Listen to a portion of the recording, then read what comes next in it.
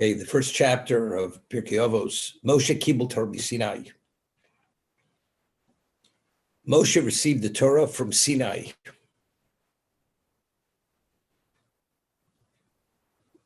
The Rabbi Yehuda Nossi, when he sets the order of transmission, it begins with Moshe Rabbeinu. Moshe is called Rabbeinu. He's the teacher of Klal Yisrael because he was the conduit through which the Torah was given to Klal Yisrael. Moshe Rabbeinu is referred to in the Torah as Moshe Avdi. When Miriam had spoken critically of Moshe Rabbeinu, and he speaks, and she's reprimanded by Hashem, and when she became a leper, she says, how could you speak b'Moshe, b'Avdi b'Moshe? My servant, b'Avdi b'Moshe. If it's Avdi, that's enough reason not to even consider something negative. And in addition, he's Moshe, or Moshe Avdi. Moshe Kibul Torah Sinai, U'Mesora Yeshua, and he transmitted it to Yeshua. So there's an obvious question which is asked: if the Rabbi Yehuda Nossi chooses the term, he received the Torah from Sinai, it should say, and Yeshua received it from Moshe. But yet, when we speak about Moshe receiving the Torah from Sinai, it's receiving. And when it was given over to Yeshua, it's not Yeshua received it from Moshe, but rather was transmitted to Yeshua. Why in regard to Moshe we speak about receiving? In regard to Yeshua, we speak about transmitting. It was transmitted.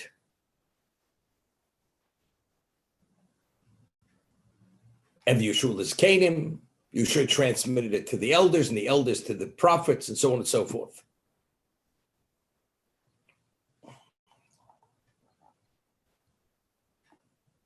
Also, what does it mean? He received it from Sinai. He received it from HaKadosh Baruch Hu. Kibul Torah Sinai. I mean, the location was Sinai, but he received it from Hashem.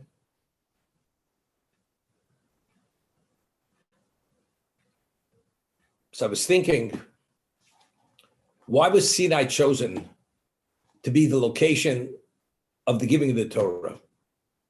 So the Midrash tells us that Sinai was the smallest of all the mountains.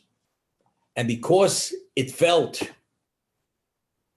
and everything in the physical has a spiritual representation, there's an angel for that location. And that location felt it was unworthy versus the majesty of the other mountains being the smallest. It wasn't appropriate for the Torah to be given on such a small mountain. So because Sinai represents humility, therefore, the Sinai was chosen as the location. Moshe Rabbeinu personally was Anav Mikol Adam. There was no more humble person than Moshe himself. His physicality was fully negated to God. So Moshe Kibul Torah Sinai. Now this is very important. Chaim Voloshin explains in his commentary in Pirkei Avos that the Talmud tells us in Yevomis that all prophets, when they prophesied Vespaklaria She'ein Mira. It was an unclear lens. Moshe Rabbeinu, when he prophesied, it was Vespaklaria Mira. It was a clear lens. Why did Moshe have one of a kind of clarity, and the other prophets didn't have that same level of clarity? Moshe Rabbeinu prophesied in the wake state. All other prophets prophesied in the sleep state. Why were they not able to prophesy in the wake state as Moshe Rabbeinu prophesied in the wake state? Now we know that a human being is a composite of the physical and spiritual. The neshama, the soul, is something totally spiritual. The body is physical. Because this soul is embedded in the body, which is physical, material, it doesn't allow a level of relationship because of the separation between body and soul. Because one's physical, one's spiritual. So for God to communicate with you, there's a little bit of an impediment there. It's like a person is in a lead chamber. Nothing can penetrate that chamber. It's the same thing. The physicality of a person represents all levels of characteristics which are contrary to spirituality. They're not spiritualized to the degree, and because they don't carry that degree of spiritualization, it's a blockage for God to have a relationship with that soul of that person. All of the prophets, although they were worthy of prophecy, but in the physical state, the physicality was not fully spiritualized. And as a result of that, there was a degree of blockage. There was a certain level of ambiguity when they received the communication, not in the interpretation. Because the interpretation, as Rambam says, whatever they saw, the vision they saw, was immediately interpreted by God. So the interpretation was irrefutably definite because God gave him that understanding. The deciphering of that vision came from Hashem. But the vision they saw was blurred, more or less, because that the physicality did not allow them to have the greater level of understanding of the inner workings of God. On the other hand, Moshe Rabbeinu, that his physicality was totally spiritualized. As it says, he radiated. And therefore, he had to wear a mask. Therefore, his lens was clear. There was no blockage. Due to his physicality, there was no degree of blockage. See, he saw from a clear lens. When we speak about, I received something. When you receive something, how does it work? Somebody puts something in your hand. I give you something, the recipient receives. Kabbalah, receiving, connotes something of a closer nature. Moshe Rabbeinu being closer to God, his level of understanding, he had a greater grasp because it was given directly to him. It wasn't arm's length. It wasn't at a distance. It's Moshe Kibul Torah Sinai. And why was he worthy? And why did he achieve that level of negation? Because he and Sinai had a similar commonality. Sinai represents humility. That it was the smallest mountain. This is the most profound, majestic moment in the history of existence. And where does it take place? On the smallest mountain. Because humility is basic and crucial and essential to be able to have a capacity to receive spirituality. Moshe Rabbeinu being totally negated, it's not only he submitted to God, he was negated to God. Therefore, he was the conduit, he was the vessel, so to say, who received the Torah on behalf of the Jewish people. Since Moshe Kibul Torah, Kibel, he received it. Receiving means there was a closeness, a directness. There was a level of clarity, which was one of a kind of clarity. Sinai. From Sinai, just as Sinai represents the humility, Moshe being the most humble man who ever walked the face of the earth, he had that capacity to receive it at a closer range from God himself. What about Yeshua? Yeshua was not at that level. As Chazal tell us, Pnei Moshe Pnei Chamo, Pnei Yeshua is Pnei Levana. Yeshua being the closest student of Moshe, he was mentored by Moshe Rabbeinu. He's only a reflection of the Rebbe. As the moon reflects the light of the sun, identically, Yeshua was only a reflection of Moshe Rabbeinu.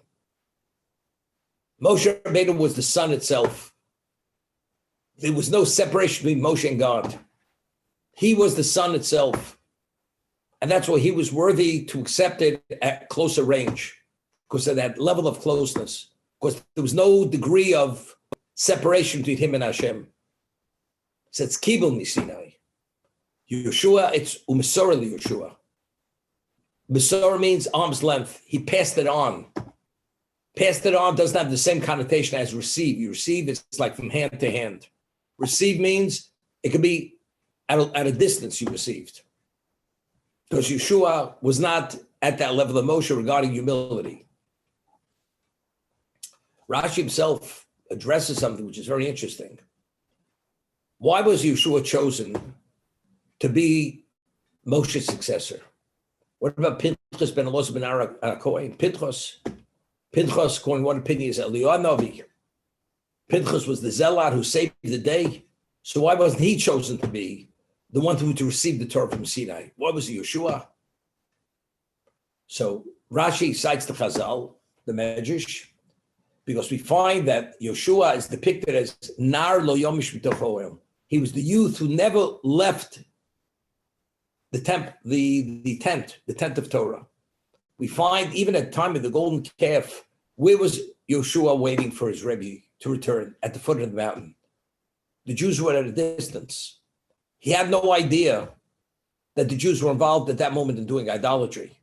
Moshe Rabbeinu, when he came down, Yeshua says to his Rebbe, I hear all kinds of sounds. Is it sound of victory? He says, it's not victory, it's not defeat, it's sound of just blasphemy.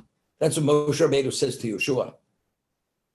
Why wasn't Yeshua together with everyone else? The answer is because Yeshua never allowed himself to have any level of separation from his Rebbe, and because he toiled and he sacrificed at a level that no one was his equivalent, therefore he merited to be the successor of his Rebbe, which other ones, although they may have greater minds, they did not merit to be his successor. Because it says he was Omal, he toiled in the tent of Torah. He literally compromised his physicality from his youth in the tents of wisdom.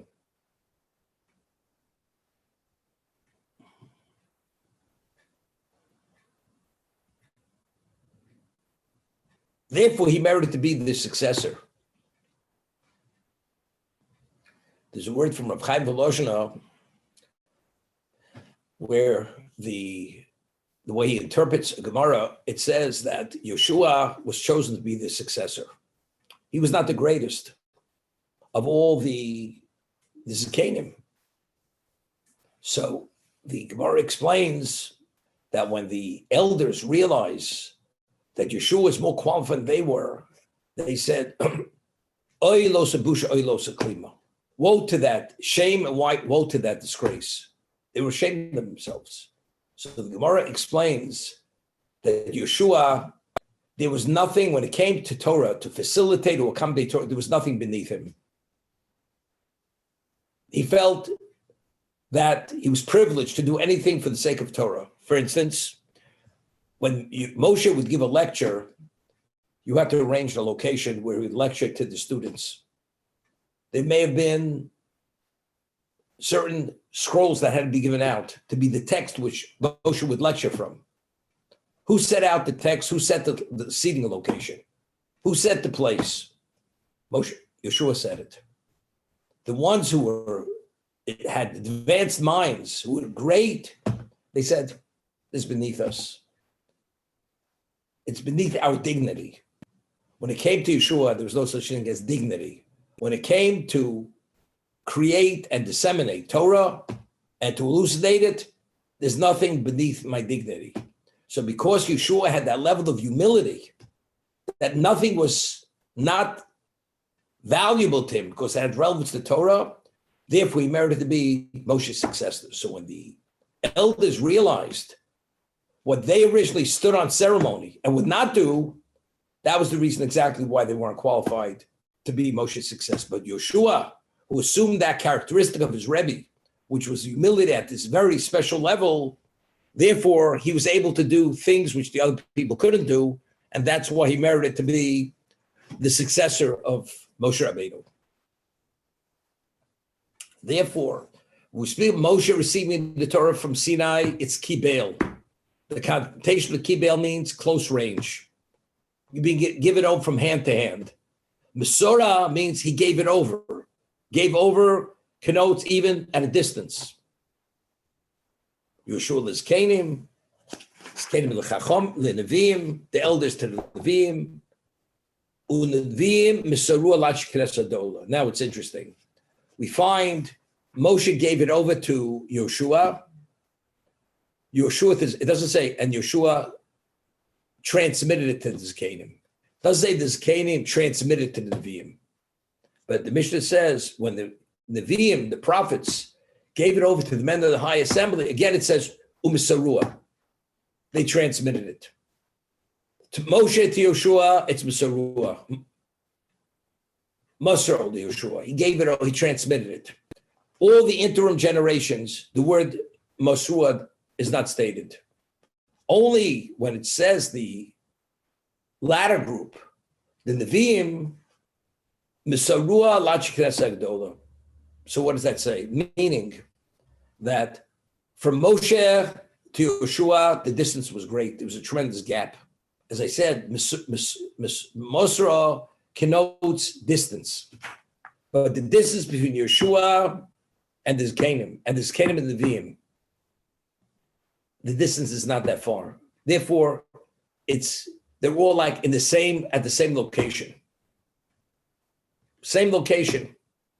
But when we go from the Nevi'im to Ach Knesset Agdola, where they're at much lesser level, again, we're using that term, Umisarua. They gave it over, meaning there's distance. There's like a drop in dimension of spirituality from the Nevi'im to the Ach Knesset Agdola.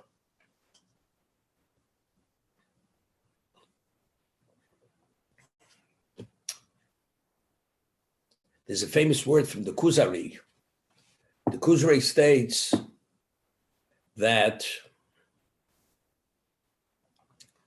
it's not possible even to fathom what a Navi was. A Navi was a person who God communicated with in a sleep state. We cannot even fathom what a Navi was in terms of his dimension of being, what he knew, what he represented, his level of holiness. So he writes the Kuzari that even in Amoritz, a person who's ignorant of Torah, who saw an Amoritz, who saw a Navi, who saw a prophet, we can't even fathom the capacity of that person. The person who had the privilege to see a prophet, which was a human being, which is out of the realm of limitation, that person to be able, merit to see that, the impact, the imprint on that person, we can't even fathom who that person was. The prophets who at the special level, they transmitted it to Ashkenaz, but there's a transmission, there's a distance. As great as the Ashkenaz Agdola were, they authored the Amida. They many things. They legislated, enacted, promulgated, but they were not Nevi'im. They were great Torah sages, the members of the Sanhedrin, all that. But prophets, they were not. They were not at a level that God would communicate with them. It's a different dimension of being. Therefore, again, when we go from the Nevi'im, from the prophets to the Ach Knesset Agdola, it's Mesurua. They transmitted it.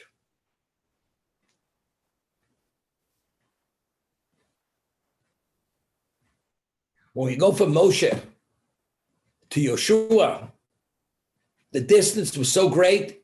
Again, it's Mosro Yoshua. He transmitted it.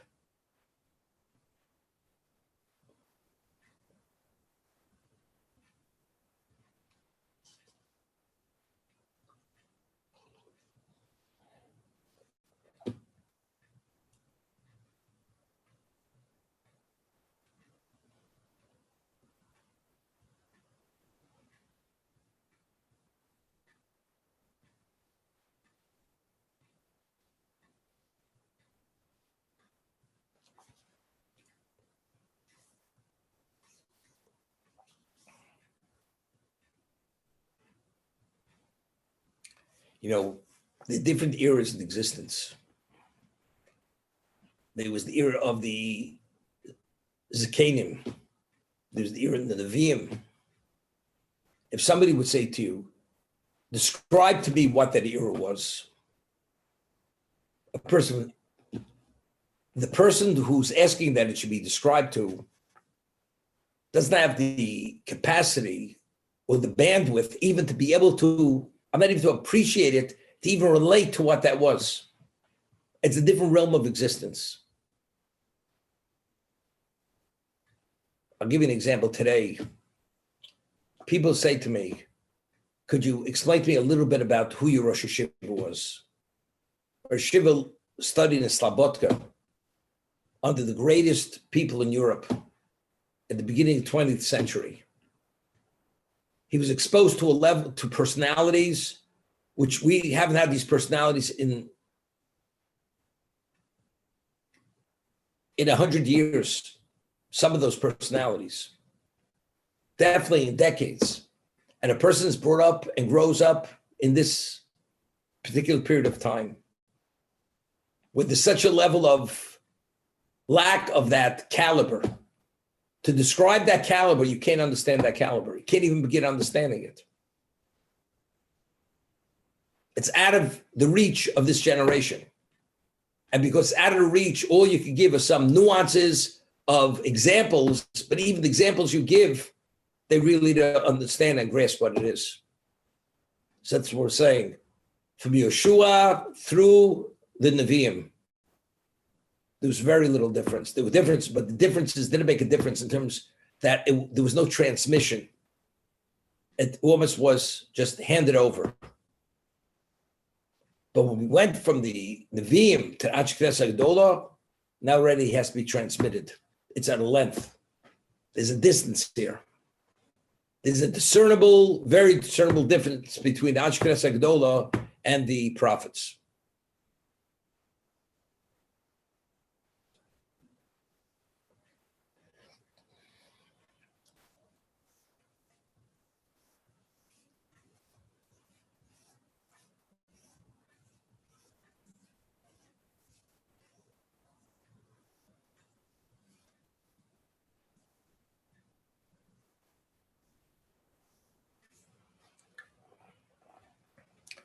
The Gemara tells us, which I mentioned the other day, that if you want to be a chosid, scrupulously pious, devoutly pious, you should study the teachings of Avos.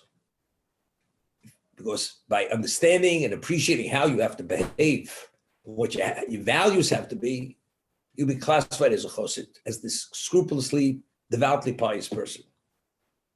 What exactly is Avos? What are the teachings of Avos? It's behavior. It's not how to fulfill mitzvahs. It's how to invest your life. What's primary, what's secondary? What has value and what should you stay away from? That's what it is.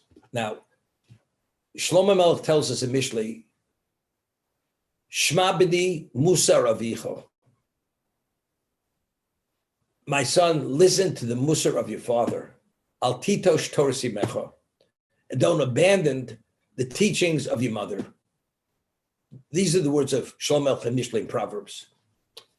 What is al b'ni tishma musar avicha? Heed the musar of your father, meaning the ethical, moral values that your father teaches you, proper behavior, priorities. Be attentive to them. Why is he telling me this? A person who's been through much in his own life, and as I said, there are many things initially when we're younger we don't appreciate. But those values and the perspectives, as you get older, you begin appreciating and understanding why those are essential to navigate through life and to see the forest from the trees due to those values. That Shma b'ni musar avicha. Let's just listen to it. You may not be able to fully comprehend it, but listen to the musar of your father. Those teachings will guide you, will give you, will constrain you, which will keep you on that straight and narrow path, although you may not understand at this moment the value, but ultimately retaining that, it will keep you on that steady, straight and narrow path. And eventually when you have those experiences of life, only then will you appreciate what those teachings are. These are teachings that keep you on track and don't let you go off the rail.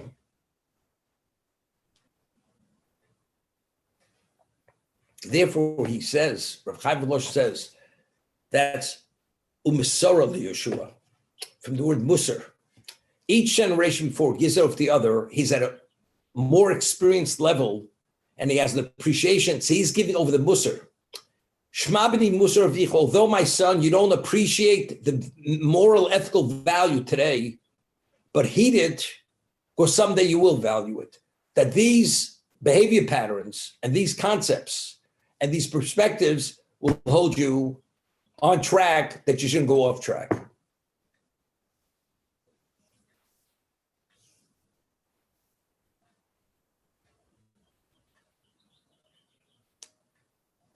Okay, we're going to stop here in the Pirkei Avos.